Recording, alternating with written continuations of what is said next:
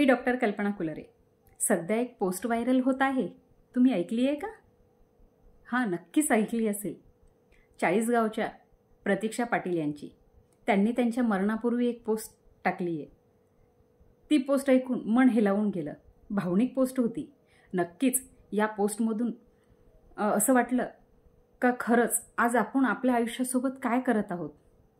आपण सुखी आहोत का? आपण मस्त जगत आहोत का? नाही मैत्रिणींनो, आज आपल्या आरोग्याची काळजी आपण घेत आहोत का? नाही। तर मैत्रिणींनो, मला एकच सांगायचंय, आज आपल्या आरोग्याची काळजी घ्या। आपली तुलना कुणासोबत करू नका। तुम्ही तुमच्या स्ट्रॉंग आहात ना? मग का नाही आपण आनंदी राहू शकत नाही का? आनंदी राहणं खूप महत्त्वाचं आहे। मस्त जगा। आयुष्य एकदा दिलेलं आहे परमेश्वरानं, पुन्हा आयुष्य भेटणार नाहीये।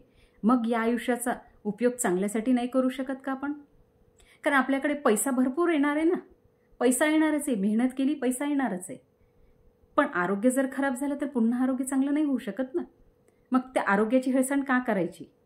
त्यामुळे मैत्रिणींनो सांगते का आपल्या आरोग्याकडे लक्ष द्या, कारण आपलं आरोग्य हे खूप महत्त्वाचं आहे।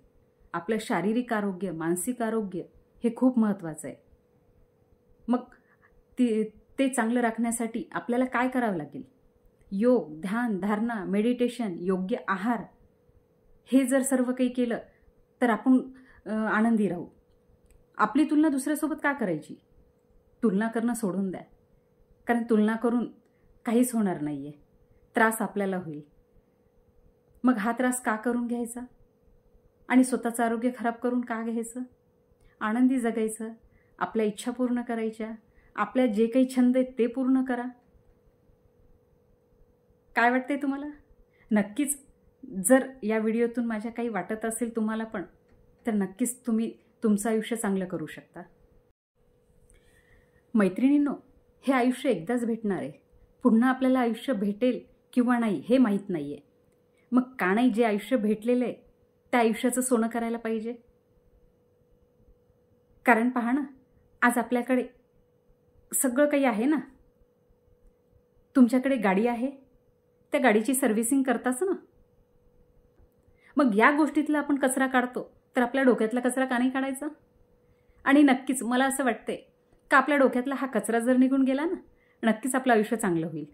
कारण आपल्याला आपल्या डोक्यामध्ये भरपूर काही साठवून ठेवलेलं राहतात आणि ते साठवलेलं जे राहते ना, त्यामुळे आपण आपला स्वतःला त्रास करून घेतो।